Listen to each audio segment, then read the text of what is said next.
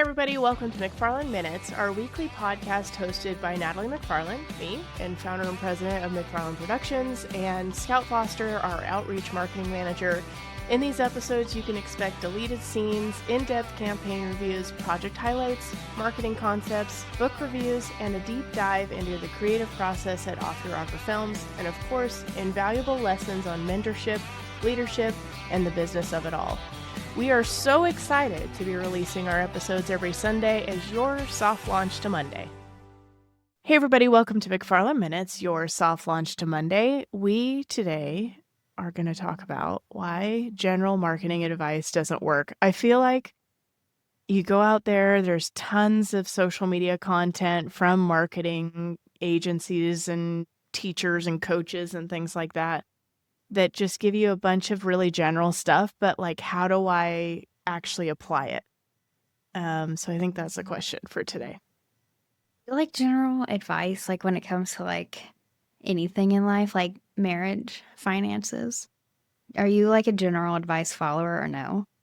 No. Why?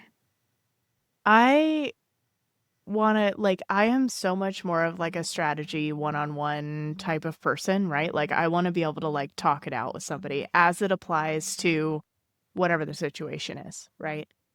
I like general advice is fine, but I also think that you at some point in time have to be able to figure it out for your company or whatever. Right. I think that it like cuts out the intentionality of things if you follow every single piece of just general advice and ideas. I'm not saying that I think all general advice is bad. Like I think there are some things that we can all agree on, like, yeah, that is probably a good idea to avoid or a good idea to do, or yeah. Generally, you should have a website, email marketing, social media. Like those are all like general things you should definitely have. Right. But what your CTA is for a service industry, probably too general. I think sometimes it doesn't set you apart from your competitors. I also think, generally speaking, if you are trying to win people over, if like compared to your competitors, again, like what makes you different from them, it's got to be in your strategy and the way you like include certain tactics. You know what I mean? Like if everyone in America did the same like promotional items, which sometimes everyone in America does do the same promotional items, but I have gotten some pretty interesting ones and I remember those. You know what I mean? Like we've gotten really nice like bottle openers before from like outdoor apparel companies, or I don't know, like in general, people do pins and stickers, and I'm not saying that there is no place for those, but I think maybe like in addition to doing the common things, you have to get a little bit out of the box. Sure. I wrote down a few notes for this, and I think that it might like stir up some ideas where we can like put it into action. The first one is because I spent a lot of money in grad school. I want to talk about that I went to grad school, okay? We're going to mention it on every episode until it was like $1 per episode. Yeah. Yeah. Oh, yeah. You know what we didn't talk about in the last podcast is that your whole wall is setup. new. Give us a quick walkthrough. Okay. Well, right here you see my undergrad. Can you still hear me? My undergrad diploma. Yeah. To it's right. You have Montana Silversmith from Great to Gold Telly Award, the commercial we did with Bob Tommen. Oh, you can't see it. Well, past that, my mom was like, "Don't hang those up." I'm like, "This is a photographer's belt buckle. You hang these up everywhere." I also have so the whole thing. We have like graduation stills and credentials. And then credentials equal photographer's belt buckle. Yes, I'm glad you got it. Marketing media person's and belt then buckle. here is my grad diploma that I just got in like last week. Isn't he so cute? Oh, Red Raider. Well, technically this is Raider Red, but yeah. Isn't he so cute? Yes, he is cute. I'm digging his mustache. It is wide as it's as wide as his very West Texas hat too. And then I have some magazines over here. This is the agriculturalist. This is Texas Tech Davis College. They put it out in the spring every year. Actually, this is actually ties in. I think that Morgan, our previous intern, took this photo. Oh, cool. Yeah, that's awesome. I'm not sure. That is just an assumption, but I think that she did. I think that because when I saw it, she was on the team of who did this article, and she's a photographer, so I'm thinking that. But if it is not her, sorry, we miscredited you. Yeah. Anyways, she worked on that issue anyway. She did. Yeah. Anyways, hopefully. I love it. I'm right in my assumption. Oh, and I have a Hawaii photo because this is what I'm working for to go back.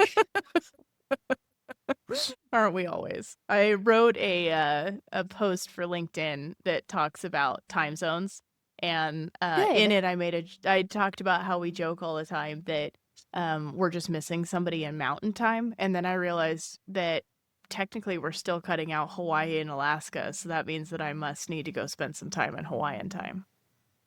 Hawaiian time is calling, and I must go. It is, yeah, for Except sure. Okay. I'm not working if I'm in Hawaii. So, anyways. Okay, back to the actual topic we're talking about today. Okay. General advice. Yeah. Okay, so why it doesn't work. In my I think it was my first semester of grad school, I took a media theory class. I didn't think that I was going to like theory at all because I'm like, what do you do with all this theoretical knowledge? But I actually love it, and I feel like you do need you don't need a ton of theory to build strategy, but the theories absolutely do lead into strategy because you have like the foundational knowledge to build a strategy off of. Anyways, I wrote this down because it's a lot for me to regurgitate. But in that class, we talked about the uses and gratifications theory. By far, my favorite theory. Like, I'm hooked on it. I read about it weekly. I'm so invested in this. All of my papers are written about the uses and gratifications theory. And I think that I'm so hooked on it because it is probably the most marketing centric. It's not really marketing focused, but like it'll tie in a second. You probably can already figure out like what it's about. But for like other theories would include like framing or agenda setting. Like those are pretty common knowledge too. There's some other ones that I'm like, I have never once heard of that. And I've been in marketing for years. Anyways, the uses and gratifications theory is essentially your audience or your users actively seek out the media that satisfies them, which is literally what like knowing your audience is all about. So it could satisfy a need like entertainment, information, personal connection, or identity, personal identity. But I think that was so cool because that already like nobody is the same. Nobody has the same like means to be on Instagram or Facebook or TikTok or literally like no one has the same purpose in reading the news or watching the news or following They're coming at it from their own experiences. Right. So I think that your marketing should cater to their experiences. It also says in here like your audience is not always passive. Like they are supposed to interact and engage, which we as marketers know that, and like that's what we're aiming for. Engagement numbers are the numbers. Right. But I don't know. I thought that it tied in well because my general advice in marketing is influenced by what has been successful and what has worked for my very specific active users. You know what I mean? Mm. And not everyone has the same users, so it's not going to users as in terms of customers or viewers, followers, like any. I'm just using Somebody who interacts with your yeah, I'm company. just using it as like a broad term, but like your audience behavior is your truth almost in marketing, and that is where you need to build your strategy from. So like my experiences with my clients audience, not that we have the same clients, but in general, um like our experience with our audience isn't going to work with another marketing agency who has a very different audience, but also it might not even work for somebody with a very similar client, which where you would think would have a similar audience because people follow you and interact with your client's company for various reasons. Sure. If that It makes could be sense. voice, it could be imagery, it could be that influencer you used, it could be whatever it is. Something that I talk a lot about with Lane is he follows a lot of apparel brands, but he has like 2 apparel brands that he wants to wear. And he's like, well, Sure. I like what they post, but I don't necessarily like, Bye. yeah, like he doesn't like the texture He's a conversion. He's a conversion nightmare. He is. I'm like, you should just unfollow them. Like, at least like their stuff or comment on it. You know what I mean? Like, at least give them Yeah. something. But Help those marketers out, you know? Lane is actually like a marketer's worst nightmare. It's fine. You know what though? Like, I think the general consumer like kind of is, right? They are. Like I don't think there's ever like a person that embodies all the things that a marketer wishes they were, right? Especially not at all times, right? So like maybe you were for Christmas 2024, but for June 2025 you weren't. Yeah, life changes. Your needs change. Why you are using a product or why you're following them. Or, you know, like fill in the blank here. It changes all the time. I think, you know, the general advice from this is just how can you take a style or a theory of marketing and then narrow it down to make it make sense for your brand and also make it so that your community, right? Because we like the word community, so that the individuals in your community see themselves in you, right? That's really what you're looking for, is this sense of belonging. I agree with you. I think I wrote down some rodeo examples here, not specific examples, but I think like rodeo content is meant to be entertaining, but there are really good rodeos out there who do great like storytelling pieces. And I think that you can have both. Like a storytelling piece can be entertaining, but like also when I think entertaining, I'm thinking like somebody gets wiped out. You know what I mean? Like, and that's not necessarily like a storytelling, like personal connection. Hardship is a great story too. It is. I'm really thinking though, like a major, like, you know, not major. I don't want anybody to be like majorly hurt, but like, you know, like in goat tying where they like flip over and it's literally just the cut of them like plant. flipping. Yeah, like head over. Or I mean, no, heels like over their head. Let's not advertise somebody getting seriously No, I don't injured, want that. I but don't want some that. funny stuff. But like, yeah, like. But like, okay, so Pendleton Roundup did this really well. So, and I'm actually not positive it was Pendleton themselves that posted it, but I know they at least collaborated on it.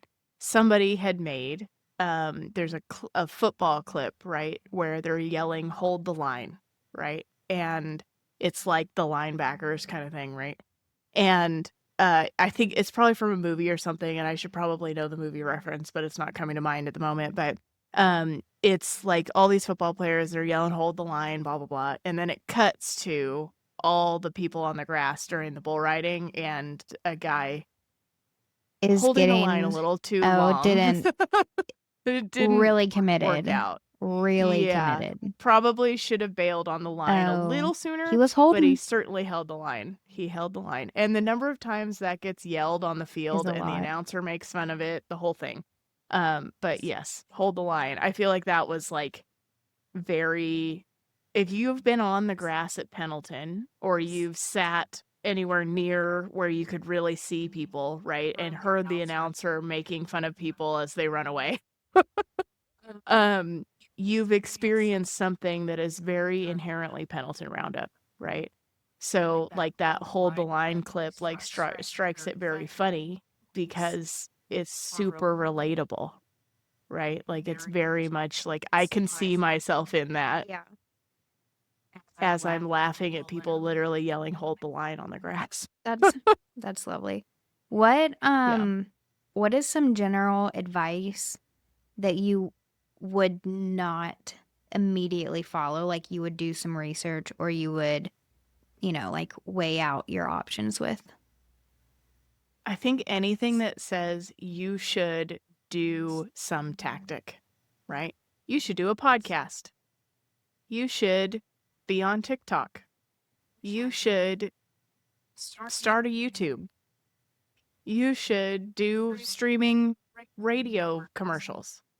Okay, so literally anything. So you're actually not a fan of any general advice. I don't like it when the general advice is like, hey, I'm a marketer. I know nothing about you. Here I am teaching you about this thing. This is 10 reasons why you should do Pandora streaming ads.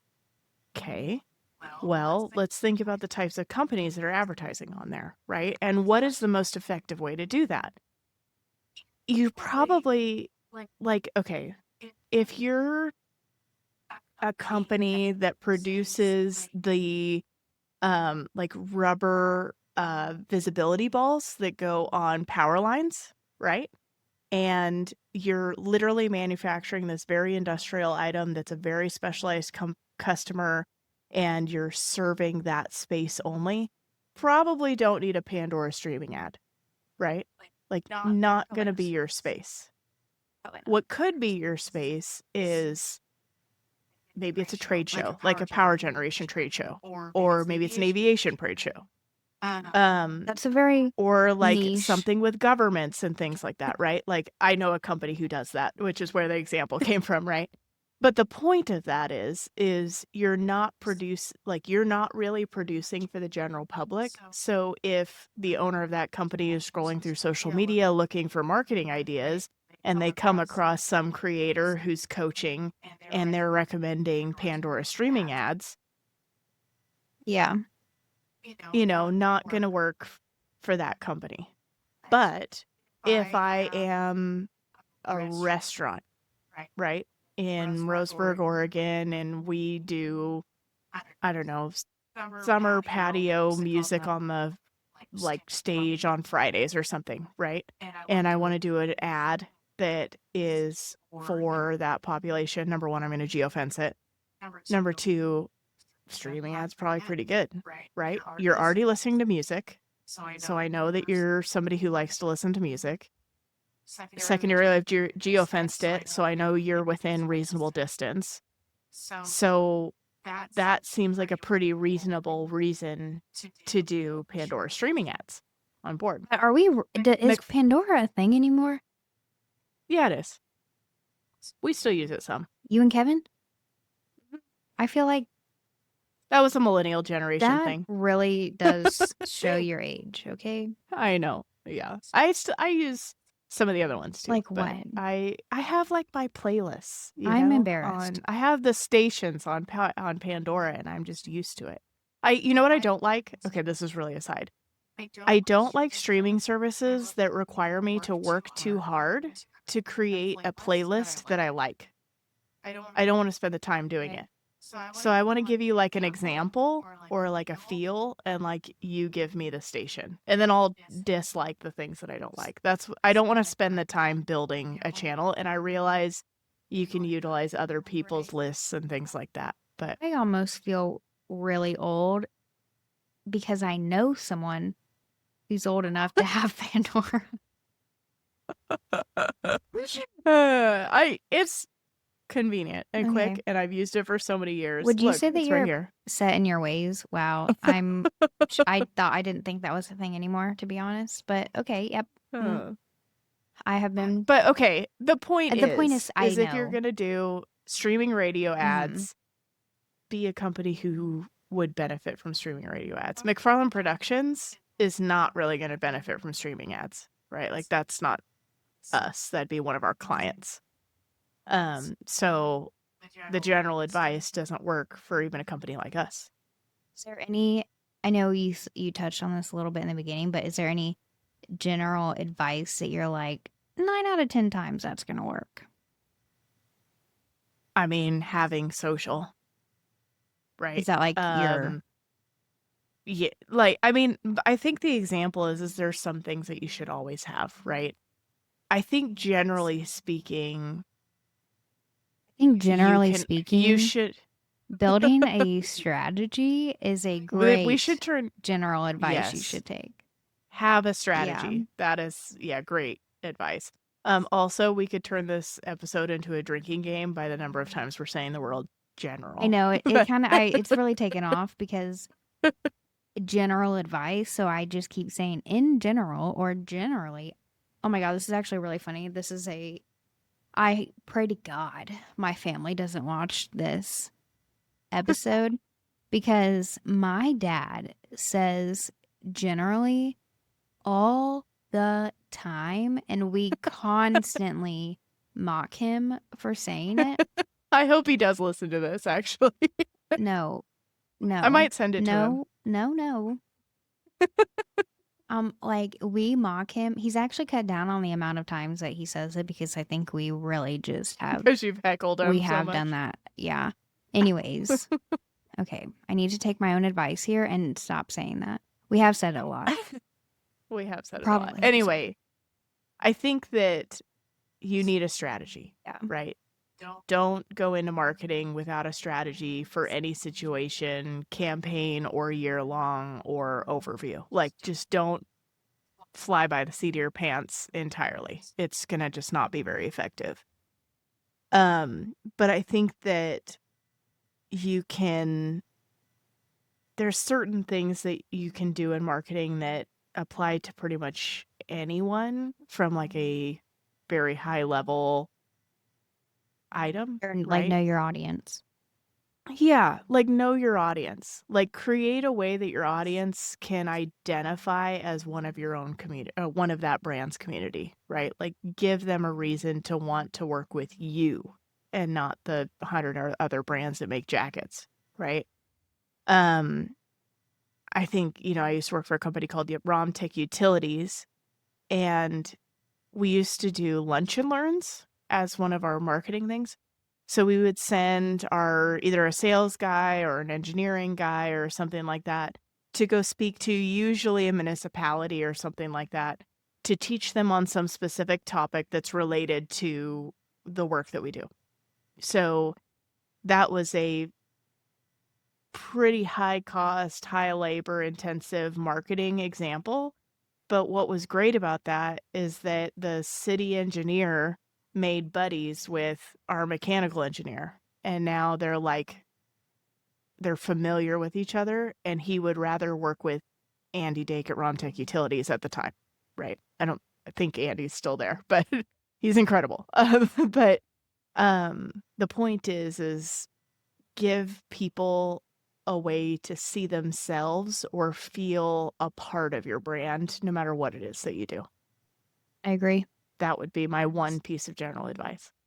I have 2 very strict pieces of general advice that I cannot stand. Number 1, everyone should have paid ads. Hate. Depends on your for me, your budget, your audience, your placement, so many factors. I like I like paid ads. But if your budget is $100, I would rather put Don't do that. $100 into something else. Yeah. You know? See if you can put $100, kick one of your employees $100 to make some UGC. Right. That would be better. My second one, and I feel like we could have a whole podcast episode on this because I feel like I'm about to just really trigger you when I say, just follow every trend or like get trending. I am a fan of trending audio when it fits. Sure. I am not a fan of trending dances where it doesn't fit or trending just anything trending where it really doesn't apply to your audience. Mm-hmm. What is it doing? Also, maybe almost goes against your audience in some ways, right? Like if your audience is going to be like, why, you know, probably not. Probably don't do that one. Do that. No. What else can we? I feel like I also feel like you kind of lose your identity You do. by doing too many trends. Anyway, we could really get well, into like that who one. are you? Mm-hmm. You're trendy. I think that is like a good point though. Like, okay, when do you know when to stop? Because what if you're having good numbers, but you're okay, like I think we can actually like be a testament to this.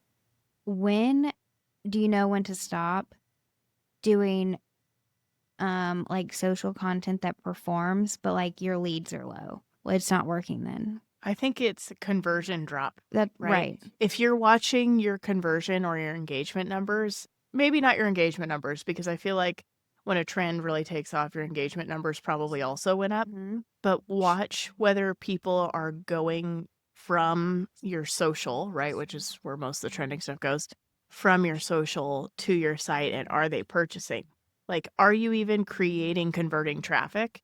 Because I don't care if you have 1 million, 1 billion, 1 trillion followers. If they never go buy from you, they're the wrong people. Yeah. Well, I mean, are you likely to sell more because you have 1 trillion followers? Yeah. But like more on what percentage? Well, I think like I don't know. I don't want to like we don't have to like dive into here, but surface level, we did test out the like social media trend waters, and we were actually very strategic on the trends that we did participate in. Like none of us were doing like any like no one's dancing on camera. We weren't dancing. We weren't doing like any like except for Micah clickbait. Otis at Oregon Jamboree. That he wasn't was staged though. That was like a true genuine reaction. Yeah. I just see him dancing in my head while I'm trying to talk. Yes, perfect. Like I think we did try that out, and I think our socials did well for it, but I think that it didn't necessarily serve us in the amount of like business that we were getting. No. You know? No, did not eventually help our bottom line. I think right now I would say our social has okay engagement, but I actually think that we are lower than what we were when we were hitting like some of those trends. But like our bottom line or like our like business, I can't say the I word. Do you know what I word I'm talking about? Nope. Where you do like a initial call. I'm gonna make you say it. I'm not gonna say it. Oh, inquiries? Yeah, I can't say that word. But like I think those have now been I need higher. to hear you say it. I can't. I know my strengths. It's like aluminum. I can say aluminum, but not. Some people that I used to have. It must be like or words with many I's in them because I used to have a hard time saying individual. But I just say it fast now, and sometimes people just will skate over it. I'm still not there on the other one though. We'll have to practice more, but I don't want to be mic'd up when I practice. Anyways, I do think it's also hard.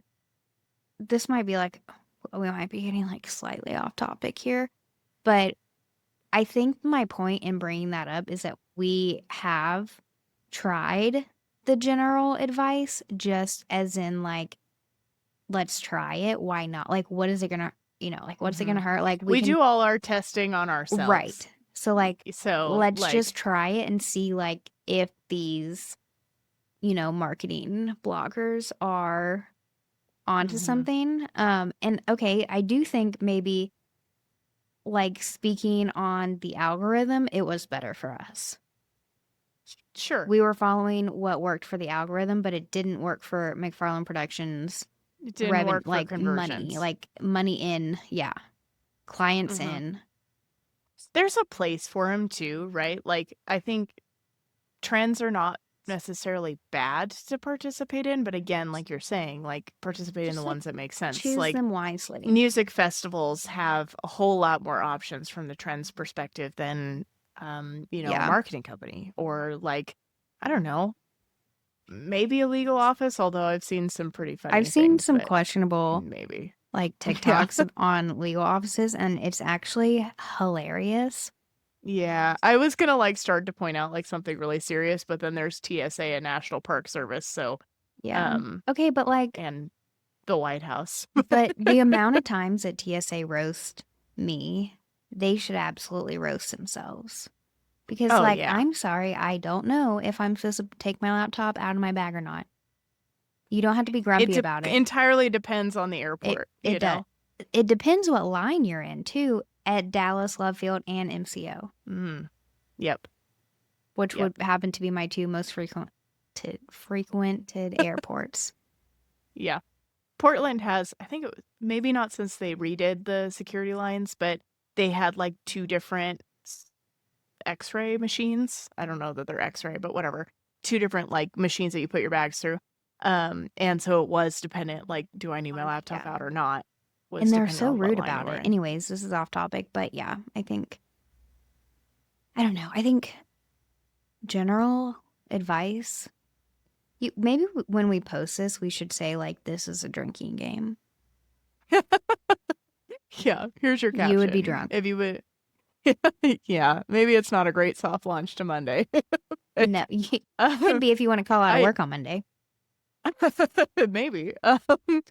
Okay, so I think basically what we're saying in this episode is, sure, listen to some of these general advice situations. I feel like they come up most in these content creator marketing agency situations where you're giving like, you should do paid ads, you should do whatever. Like, sure, but make sure you're analyzing it against your own company to make sure it's the right fit for you, the right fit for your budget, and the right fit for your audience, because I think that is, it could blow a lot of the general advice things out of the water pretty easy. But okay, anything else, Scout, for this episode? I think that's it. Cool. Awesome. Well, thanks guys for joining us to another Sunday for your Soft Lunch to Monday. We'll see you next week. Bye.